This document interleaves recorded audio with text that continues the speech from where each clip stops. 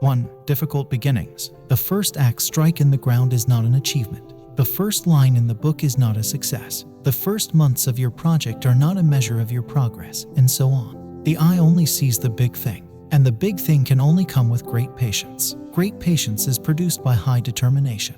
The most difficult challenge is to endure the difficulties of the beginning. In the takeoff phase, the missile burns the largest stock of its fuel. The car should be warmed up a little before driving in the morning. The rush of results is the scourge of humankind since the dawn of history until now. Those who put before their eyes the great goal bear the simple beginnings, deriving from the greatness of their demand for help in that. Plato said, "The beginning is the most important part of the work." 2. You are the master of your life. All the successful people in this life have assumed the full responsibility of their lives and did not stop for a second to blame someone for the bad things he taught them, the wide doors he closed without them, or the deadly obstacles he threw in their way. How easy it is to stand up and complain about the crime of others against us. How simple it is to demonstrate the greatness of what our fathers have achieved and how they did not teach us the principles of success and ambition, as well as their wrong educational practices in our right. And how easy it is to cast all our problems and concerns on this or that, relieving the responsibility of facing life and bearing its burdens. Experiences taught me that life is a sea of turbulent waves, and each of us is a captain on his life's ship, guiding it to the right and to the left, and his arrival to safety depends on his skills and abilities after God's success and grace. Unfortunately, most of us have a hanger of ready-made justifications, so as soon as he hits a setback or a problem, he hangs it on this hanger and repudiates the responsibility of bearing the result of his actions. Our bad upbringing, negative society, failed education, difficult conditions, rampant corruption.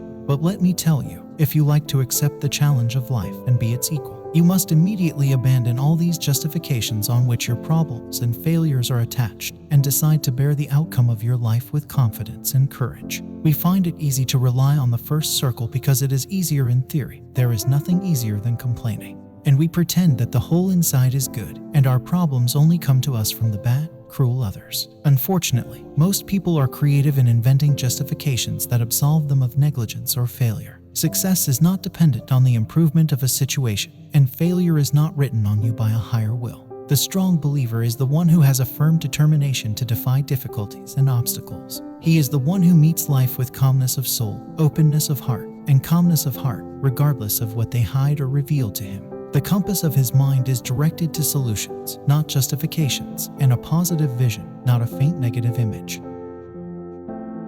3. Silence is strength. How many words that the owner gave in heedlessness of his mind. So I went with his money or heard him and maybe his head away. Robert Greene says in his book, humans are machines of interpretation and clarification, and they have a strong sense of the inevitability of knowing what you are thinking, and that the more few and focused your words are, the more you will close many doors for interpretation and analysis, and you will make them greatly fear you. The words that come out of the mouth are not returned, and the words that are released, you can never go back. Wisdom, the mouth that is closed, the flies do not enter it. 4. Shine like the sun. Is it wise to bury our true treasures in the ground at a time when the other sells us his fragile goods as pure gold despite the fact that its luster does not go beyond the outer shell? We need to master the art of marketing. We are required to show the splendor of what we have and to bring it out to the people. The pearl remains something of no value as long as it is hidden in an oyster in the depths of the sea, and its value appears only in the neck of a woman as she shimmers in a heart-stopping magic. Wisdom, people may doubt what you say, but they will believe what you do. 5. The art of complaining. Most people do not like a person who is constantly complaining a lot about circumstances in life. We are all alienated from the one who tries to paint the days with a dark brush he has dipped in the bowl of his pessimistic thoughts. But the complaint is often a kind of audible thought, especially if we leave complaining about things that we have no hand into things that we can change for the better. And it's a problem to talk to someone who can't do anything about the complaint, because you will only benefit from more boredom and grumbling here. The complainant here uses the complaint as an excuse to escape responsibility, and it would have been better for him to be brave and to complain to someone who can solve his problem, who has a positive spirit and gives you a viable solution or fruitful advice, or relieves your heart of tiring trouble. 6. Walk your own path. More than 97% of the people of the earth do not live their dreams, but the dreams of other people. Muhammad joined the College of Engineering because his father wanted to see him as an engineer. Ali married the girl who was brought to him by his mother, and she thought that she was the best able to make him happy. Mason decided to work in sales, despite the fact that he does not like it, since it is available to him. The young man who lived his life walking until he reached the point of manhood. How do you expect him to know where to go, when to go, and most importantly, how to go? The orders he received in his life did not leave him a chance to determine his fate. From now on, you should not look at your father out of the corner of your eye to see whether he agrees or refuses before you give your opinion. Believe me, the joy of being wrong in your free choice outweighs the happiness of rightness in what has been chosen for you. Unfortunately, I know of people who do not have the ability to choose their clothes. It is their family and friends who point out them. So how can someone who cannot choose the path that he will take? Do not live someone else's dreams, and do not allow anyone to choose your path for you or dictate what to do. Let your life be based on what you want and decide, and never be satisfied with a little ambition.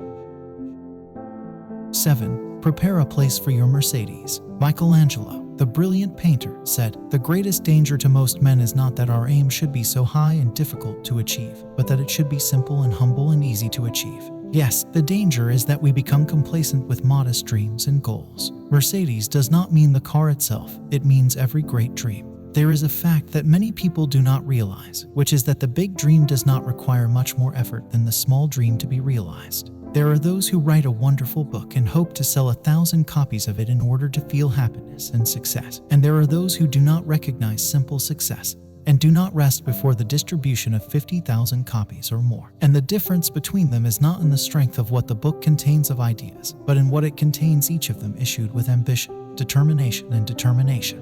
The soul, my friend, loves comfort and peace, and the big goal provokes it, so it tries to discourage you from achieving it. Here, you must bridle it with the reins of your enthusiasm and provoke it with the anthem of your enthusiasm. You will undoubtedly meet, my friend, those who try to dissuade you from achieving your goal and shake your confidence in the possibility of reaching it. So do not listen to their voice and do not care about them. Each of us has aspirations and hope, so choose the biggest from your dreams and from your greatest pains. 8. Do not pay attention to what they say about you. Have you ever heard of the rule? This rule simply tells you something very important, which is that at the age of 18 you are very interested in what people think of you, attentive to what they say about you, and worried about how they feel about you. And when you reach the age of 40, you don't care at all what people say about you, don't care what they think of you, and don't worry about their praise or criticism. While at the age of 60 you realize the hidden truth that no one in life was interested in you to the degree that you thought all your life. We often give the opinion of others more than it deserves, and we weigh our actions with their impressions. And how can people live and understand what we are going to go through and achieve? Your mental independence and your freedom from people's control is critical to achieving your dreams and aspirations.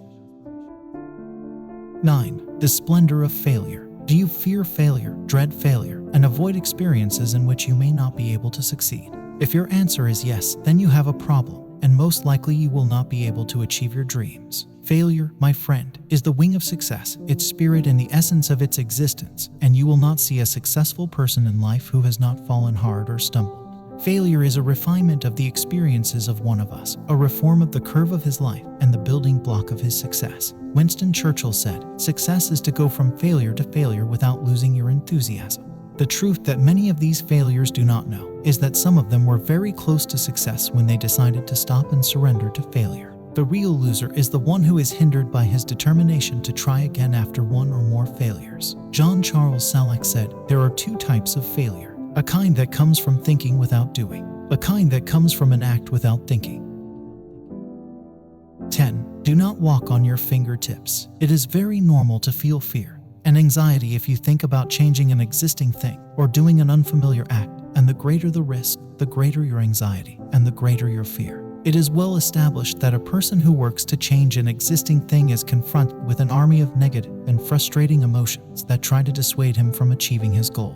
One of us either lives on tiptoe, timid and afraid of the unknown, or brave and courageous, believing that he will only live once and that there is no second chance. The American writer Mark Twain confirms that he lived a long and busy life, and he carried in his heart many fears, but they never happened, and warns us that most fears do not come, and that we die without living them. The soul within us always portends woe. Many of us are always moving in their minds, and in their minds the worst-case scenario of events, which affects their life decisions and prevents them from important and fateful actions. An important rule: success is not given ... it is snatched away. Robert Kiyosaki says in his wonderful book, Rich Dad and Poor Dad, the most important rule to move from the category of the poor to the ranks of the rich is to release the mind of the poor and his way of thinking and dealing with life, and begin to adopt the ideas and behavior of the rich, and most importantly is to abandon the fear that prevents you from taking risks.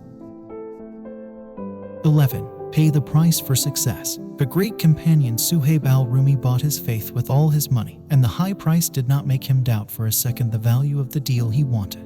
And one of us must believe that success has a price that he must pay, whether this success is material, moral, social, or even eschatological. And if success were free, every lazy idle would dare to seek it and reach it. Then the writer talked about the secrets of some successful people, such as, this is confirmed by the famous management professor Stephen Covey by saying, "The fearful, my friend, get nothing."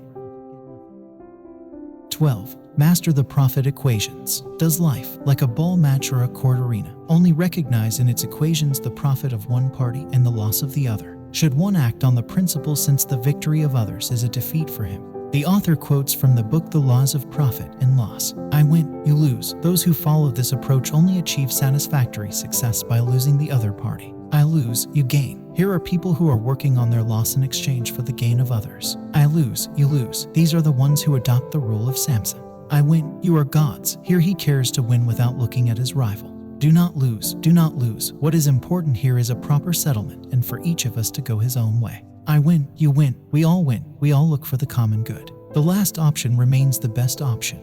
The biggest challenge is not in the mere personal victory, regardless of any other considerations other than winning, but rather in the honorable victory that achieves the equation. The conclusion here is that profit does not mean that we neglect others, but we must work to make them share the profit with us, and they share the victory with us. 13. Spread the culture of goodness. When one of us faces a problem or setback, he shouts, declaring that all life is fatigue, monument, and worries. When one of us is exposed to a trap or a fraud process, he comes out confirming that there is no safety for humans. You must spread the culture of goodness and love and not despair of people in this world, or be one of those who repeat bad, gloomy news. I urge you not to be a mirror that reflects the bad in people's hearts. The writer mentions the story of a good man who was betrayed by a thief in the desert and took his horse. The good man begged him not to tell anyone the story so that chivalry would not be lost among people. Today, unfortunately, the dark vision is widespread. When I ask people I know about his condition, I see him sigh in the heat, complaining about the taxi driver who stole it, his neighbor who harbors evil, and the economic situation that does not portend well. Abstract. Be like the sun's rays, dispelling the clouds of pessimism with its optimistic light. Tell people about the blessings and gifts of God. He eased the pain of life by directing their eyes to its bright face. 14. Learn to take revenge. If you are ever defeated in one of life's battles ... you must take revenge. If someone beats you to a goal that you were aiming for, I advise you to take revenge. If you stumble, falter, or fail, then gather your wing to take revenge. Never forget your failures. Make them like a needle stick, irritating you to take revenge. Abd al-Wahhab Mutawa, may God have mercy on him, says, "This is the revenge I desire, not the negative revenge that devours your heart and devours your soul. Types of revenge I want. 1. If your love life is in trouble, you should start taking revenge by being better than everyone expected. 2. If a friend or friend betrays you, or someone offends you, take revenge by being better in character and obliterating any negative feelings that lead you to offend him. 3. If your own project stumbles, or you lose all your money in a deal, take revenge on the circumstance by returning the ball and announce to the world that what happened is a horse's failure, and that you are coming with strength. 4. If your boss at work, or your professor at the university is stubborn, be above what they think and surpass in a way that crushes any claims they demonstrate against your failure. 5. If your devil overpowers you, and you misbehave with someone, or fall into the offer of a brother to you, then take revenge on your devil with the sword of apology. 6. If your whims captivate you, and your ego overpowers you, and your heedlessness continues for a long time, take revenge on it by returning to the barn of faith. 15. Focus on your circle of priorities. In our lives, we need a lot to be smart and intelligent in order to differentiate between the important and the most important. We need to distinguish accurately between the good of the two and the evil of evil. Unfortunately, because we are often deceived, we find ourselves happy to get less when we can get more. Social communication is important and necessary, but not at the expense of your goals and ambitions. And for this example, Hatch. The author mentions the story of a kind-hearted lighthouse worker who caused a great loss that claimed many lives and caused huge material losses. And the reason was that he did not focus on his priorities well. This attitude teaches us that a good thing is not so if it makes us fall short of the best. Conclusion: do not measure things whether they are important or not. Rather, measure them according to their priority. For perhaps an important matter is being postponed in order to end what is more important than it. 16. When feet slip. The author mentions the story of Abu Bakr as-Siddiq when he went to the messenger of God to complain to him that his friend had been miserly with him by repaying the offense. My friend, I will not advise you not to err. This is advice that many have taught you before me, but I hope that you will learn to repent and repent.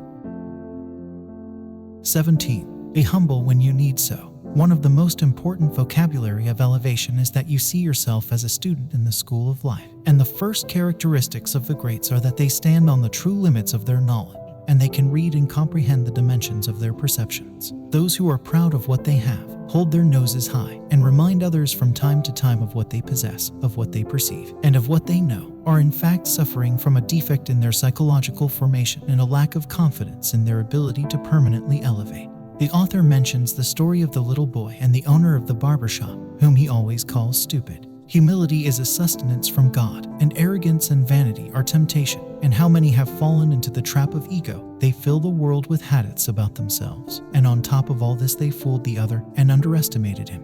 While those whom humility folds between its wings are truly great. Do not, my friend, be like the foolish barber who takes pride in his delusional intelligence and laughs at the mistakes of others. 18. Then look for a trick. Those with big missions, great goals, and bold ideas always face a problem that is not easy. And it is their collision with minds that do not accept the recognition of the truth, and they despise what they possess or call for. The author mentions here the story of the brilliant engineer who was commissioned by the municipality to build a luxurious house for it, and the mayor of the town, who was objecting to the high floors and seeing that the rate of their occurrence is high. Do not stand too much in front of the rigidity of an updated position, and do not carve into the rock. Think and manage, and try to get around the matter from all directions and invent tricks and solutions. Wisdom, it is dilemmas to clarify the obvious. 19. The stories may end in the middle. What can we gain from the idea of death? There is no doubt that the writer and reader of these words will end their journey on the surface of the earth. Perhaps you are reading it now, while I am there in a lonely grave. Goethe, the famous German philosopher, lived a miserable and sad life until he slept with a dagger under his pillow. Perhaps he would wake up one day and gather his wool and dip it in his heart. And when he failed to commit suicide, he decided to write his tragedy in a novel and kill the hero at the end of it.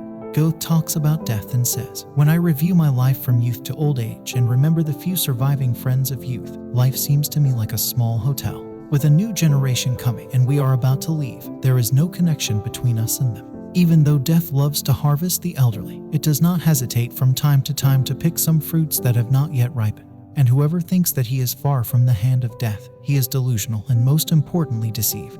Victor Hugo, the French writer, has an eloquent analogy in which he describes the slaps of death. He sees that the death of an elderly person is like a ship that has reached the shore, while the death of youth is like a ship struck by the wind in the middle of the sea and smashed, and the death of youth is very similar to a thrilling novel that ended in the middle of it, with what that ending represents: a surprise and a tragedy, and a shock to everyone who read a line in it or more. 20. 90 days before entering the grave. You have 3 months before you die, the harshest statement that a person can face you with, but imagine that it was said to you, so what would you do then? I will tell you the story of a man who was told this phrase, after which he presented the most beautiful, wonderful, and eloquent speeches, and influenced millions on the surface of the earth. It is Randy Bausch, professor of computer science at Carnegie Mellon University. This man was told at the age of 47 that he had 3 months before he died. For his late condition, he was suffering from pancreatic cancer. Then the author mentioned a wonderful story of this man. The measure of life is not in its longevity, but in the strength of its giving. 21. Let your spirit catch up with you. Today, one of us gets dressed while sipping a few sips of tea, completing his grooming on the stairs or in the elevator to catch an important date, and often does not realize that he has forgotten something important until after sitting at the desk thinking that everything is fine. Friday is no longer a day off. How can one enjoy and forget his fatigue when his mobile phone and email call and command him? And he obeys, simply, running, striving and working continuously, and there is no trick in hand, as we always claim and repeat. We, my friends, are like slaves to this life in which luxury abounds, and our greed to possess more has become an incentive to sacrifice many things. Our souls are panting with weariness. The relentless pursuit has exhausted them, and we continue to run endlessly. Conclusion: don't run after life. It will not precede your desires. The dates, my friend, did not tell us the news of anyone who achieved all his demands. Life will end, and there are things that we have not achieved yet. So hey. 22. Who am I in the end? About vanity I speak to you, my friends. Few times I catch myself liking something I did, or a right opinion I gave, or an article that won the admiration of others. But you wonder, how many people trampled the back of this earth before me before it contained its interior? What is the reason for arrogance? And the interior of the earth is waiting for one of us to swallow it. On earth, my friend, bones are equal. Then he told the story of a digger of graves who did not know how to differentiate between the bones of his collection, whether they were the bones of a prince or a poor, the bones of a rich or homosexual, the bones of a leader in the lead and a simple soldier. The bones are one, as the earth has made them equal. Wisdom. It was not surprising that the Egyptians worshipped Pharaoh, but the wonder really believed that he was a god. 23. Be resilient. To the extent of one's ambition, one's consciousness is formed. It is unreasonable for one to aspire to achieve a great aspiration, and to see him living a normal life. His top is torn, his mind is empty, and his life is chaos. A person with future aspirations must prepare himself for challenges, difficulties, and challenges that parallel his goals and aspirations. The most important, severe, and extreme of these challenges is unfair criticism. And what comes from a person whose ultimate hope is that he will initiate a fatal blow that will bring you down, so that you will not stand up for you. One of us should not cry out complaining about the arrows of criticism and defamation as long as he decides to find his way to glory and lofty, especially since success provokes some people. And those with weak souls often stay up at night thinking only of how they will end you. The fact that it took me a little time before realizing it is that we criticize you for your destiny, and that we should not ask about the motives for unfair criticism, because the reason is that you chose the difficult path and decided to rise above the level. And inspirations, to read the criticism or hear it for its insults, so you smile quietly, hiding your anger or pain. Only then can I assure you that you will never be killed. 24. Opinion building. We are an emotional nation. We are influenced by beautiful words, and our fifths are inflamed with resonant speeches. It is not a defect, but if it is not bound by reason and logic, it will deviate from its course and infect us with some defects, the most important of which is the lack of clear criteria for criticism and opinion. One of us takes a position based on emotion, favors and hostiles based on emotion, and criticizes and praises based on emotion. We lack the simplest foundations and criteria in criticism and opinion. Our tongue. He who is with me is a saint, and he who is against me is the devil. At some point in my life, I was a fanatic in my opinions. If you agreed with me, I would calm you in the corner of the heart, and if you disagreed with me, I would declare war on you. Oh God, how much I have lost as a result of this matter, and my enemies, without real battles, are no longer counted. The one disagreed with me on something, and agreed with me on some things, and when we met, he insisted strangely on talking about the different thing about it, either as a triumphant victory or a quarrel and strife. And you found me in this way past the abyss. And I've learned, after many losses, that opinions should not be sentimental, and that we should not imprison a person in a capacity. I also learned not to issue a final judgment on a person. Above all, I have made sure that I am not always right, and that the possibility of my error is great, and therefore I must be humble. Wisdom. The stubborn does not have his opinions, but the opinions that own him. 25. Einstein talks about madness. 15 years old, Ahmed Siddiqui is doing the same. I see my friend and I remember Einstein saying, Ahmed Siddiqui and thousands of my friends do nothing but wait for tomorrow. Saturday is like Sunday, March like April. The days have the same taste. There is no challenge in their lives, no challenge or risk they push. How many times in your life have you made a fateful decision that changed your lifeline from that day until now? Mark Twain says, 20 years from now you will be more disappointed by the things you did not do than by the things you did. You will not regret the error of your diligence as much as you will regret your hesitation, fear, and reluctance to try. Conclusion. The big risk is the life without risks. The greatest fear is to live without fear. Real frankincense stand up for fear of failure. 26. Greatness building. The author mentions a story that happened with Picasso when one of his admirers met him and told her, after he painted a painting for her in 30 seconds, that she would one day sell this painting for 1 million dinars. An intense message this artist gives, which is that creativity may not take time to create, but this does not mean that it is a work lacking excellence or easy to imitate. There is no harvest that comes before planting, no reckoning before work, and no victor who can be crowned before the battle is over. The great men, scholars, and thinkers whom we sit today to learn from have stood at the doors of knowledge, knocking on it tirelessly, and endured hardships in order to seek knowledge. Muhammad al-Ghazali said, "Take care of yourself 2 things. 1, to tend to stand out before completing qualifications. 2, to complete these qualifications to draw people's attention to you." 27. The suicide. There is no heavenly religion in the universe or philosophical thought that sees suicide as a solution or a way to correct something. But I want to talk about moral suicide. There are people who walk among us with inert body. All that calls for challenge and giving died inside them. George Bernard Shaw said, "As long as I have ambition, I have a reason to live. Contentment means death." Contentment here is not contentment, but rather to stop looking ahead. The great Arab writer Mustafa Sadiq al-Rafi says, "He who does not add anything to life is in excess of it."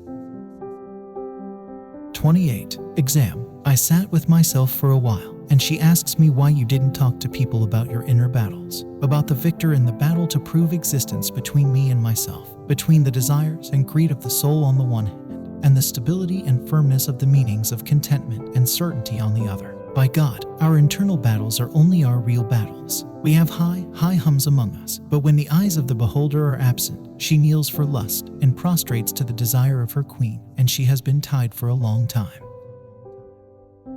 29. He did everything but did not look in the mirror. I see him a lot in life. With his nose high, full of pride and delusional pride, he tells you about hidden talents inside him and ideas in his mind ready to change the face of the earth. I see it every day and everywhere. That person who sees in himself what others do not see and does not refrain from accusing others in order to clear himself of any shortcoming or defect. His wife is gifted with aborting dreams, and his list is full of justifications that stand in the way of his alleged distinction. You should accuse life of oppressing you, or days of messing with you, or of the universe of challenging you. You will see him telling you that he was a step away from great success without luck, and he swears that this sordid life was shared by thieves and scammers a long time ago. The real greats look at themselves. They look in the mirror. They reveal and admonish the soul. Wisdom. I have often seen a sparrow flying after an eagle, and in his belief that the eagle is fleeing from it.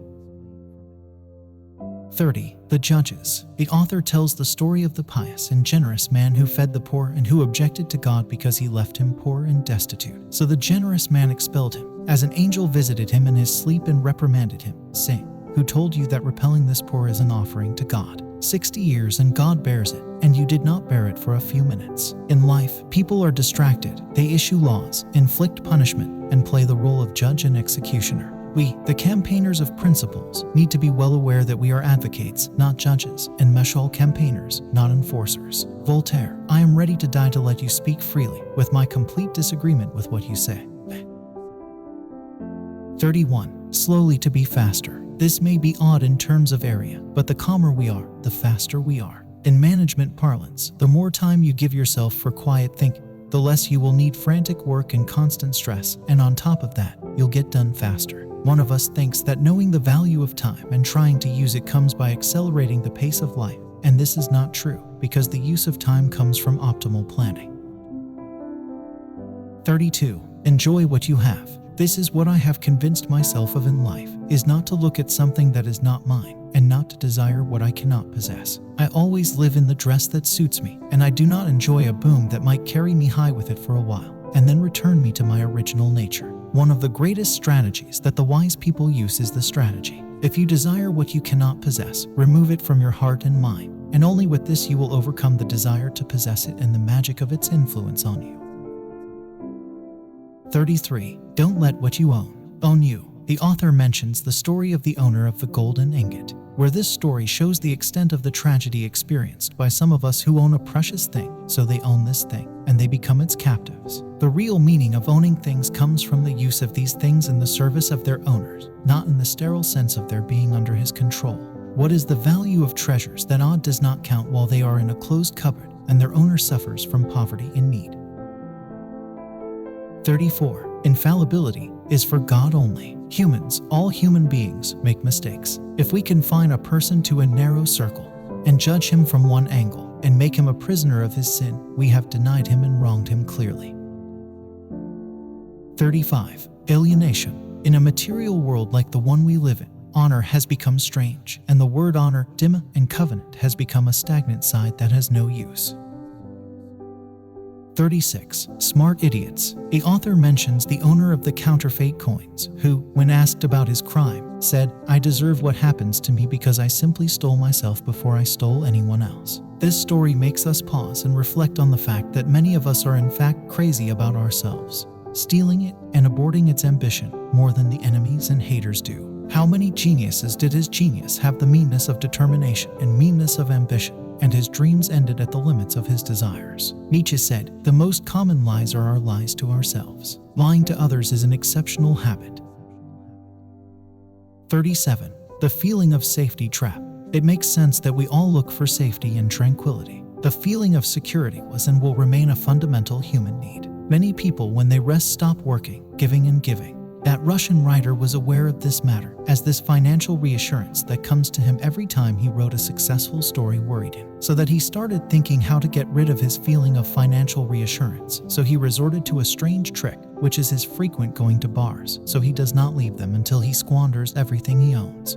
Success is a blessing to be thankful for, but if it does not motivate us to be more successful, it becomes a curse. The author gave examples: those who go on a diet and then go back to what they were before. And in football, teams that win sensitive matches are often defeated in the next match because they have neglected and underestimated the opponent. And also the woman who takes care of her adornment and body and maintains her weight and hair, you see, after marriage has neglected all of this. 38. Final exit. Unfortunately, one of us thinks that just closing his door on him and his distance from engaging in community work will spare him risks and pressures. But no. Because the danger when it comes devours everyone. Reformers and honorable people at all times and places were and will remain a safety valve for their society, even if the public did not feel the extent of what they offered to serve society and humanity. Then the writer tells the story of Athena and her wise men at the end of the 6th century BC. Wisdom. The result of indifference to public issues is that we are ruled by bad men. 39. Driving taxes. Ambition is a legitimate right for all human beings, provided that its costs are paid. And leadership flirts with everyone.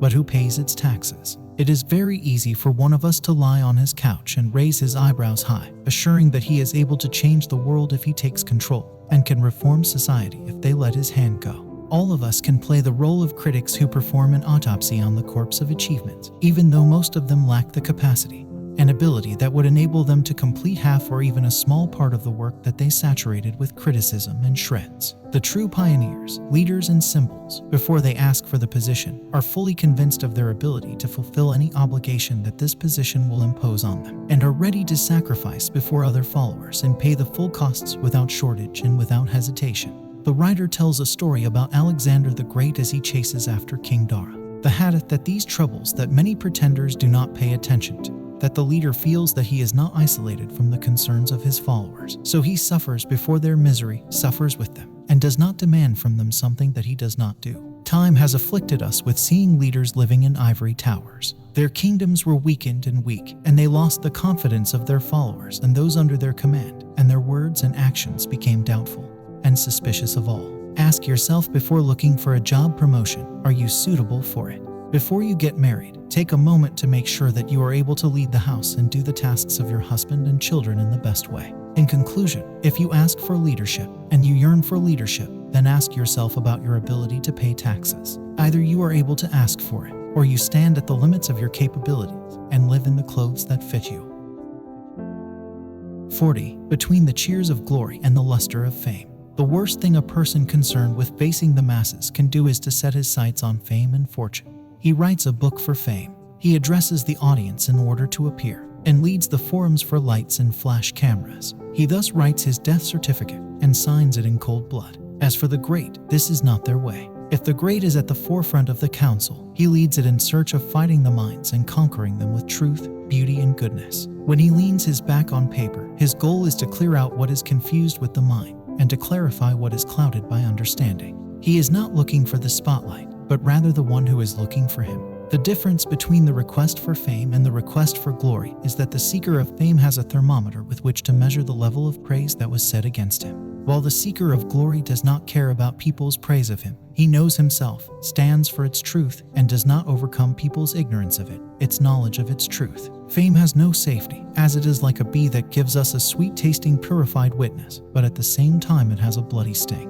My friends, we all crave applause. It is a human tendency that quenches our natural thirst for proof of existence. Then the author tells about the German philosopher. Then he talks about the world painter. Fame is not a pure evil, but if it was a goal in itself and an end, it was the very evil. 41. Run away from poverty as much as you can. It is not want or lack of money what I mean by poverty. This is what we escape from without advice or guidance, but the poverty of culture and knowledge is what I mean. Never be content with simple ones, and do not be lazy about increasing your balance of information. Search the stomachs of books, folders, newspapers, and the internet for what increases your information, and therefore the size of your thoughts, understanding, and awareness. Some people are never interested in developing what they have. They always see him confined to a narrow area. His ideas are not wide enough, and he has no horizon for creative dialogue, as his intellectual structure does not allow that. How can he keep pace with the development of life around him or respond to others? And his culture is all derived from the conversations of cafes and the chats of friends, and he has never seen books in his hand or controls himself one day while thinking. There are people who never accept criticism, and he only sees that he is attacking himself and accusing him of ignorance and lack of knowledge. He is fanatical about his opinion and raises his voice in tension while he confirms that he is right. As for you, my friend, do not fall into this trap, for your escape from it is through knowledge, culture, and contemplation. Every piece of information, no matter how trivial or unimportant, will benefit you and benefit you.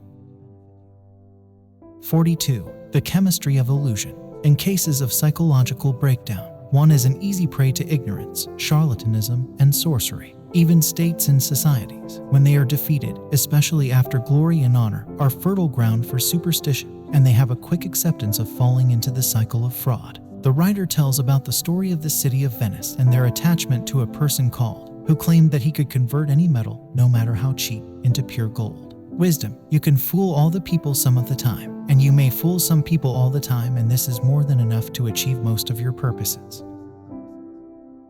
43. What does it mean for the world to bow in respect to you? The author mentions the story of Muhammad Rashwan, the Egyptian hero with high morals, where Muhammad gave the world at that moment one of the most wonderful and eloquent lessons, which is that life in it is more important than winning a sports match.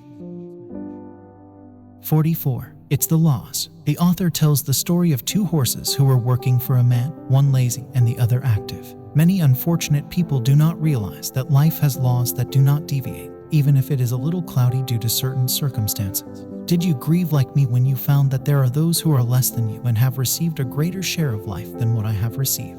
Do not be sad, for God does not oppress an atom's weight. Lessons we didn't learn in school. My friend, not everything that glitters is gold, nor is most of those who smile happy, nor does most of those who pray for you believe their heart in their claim. Do not be shocked by the situation. In life you will often stand at a loss. All men are good, honest, and honorable, unless they are tested. Do not regret the good you did and did not find an echo on the tongues of people. People may criticize you for not understanding what you are saying. It is possible to buy a quick meal that fills your stomach hunger, but it will not benefit your body or your mind. The most eloquent of tongues is the tongue of achievement. Don't talk too much about yourself. Let your great deeds speak for you. Write your principles with a dry pen, where they are firmness, stability, and clarity, and write your opinions with a pencil, where they are modified, corrected, and revised. One of the facts of life is that a person does not get what he wants, but rather what he deserves. Don't love too much, lest you suffer more than you can bear. You are the most person on earth who can read yourself. All our troubles stem from ignorance.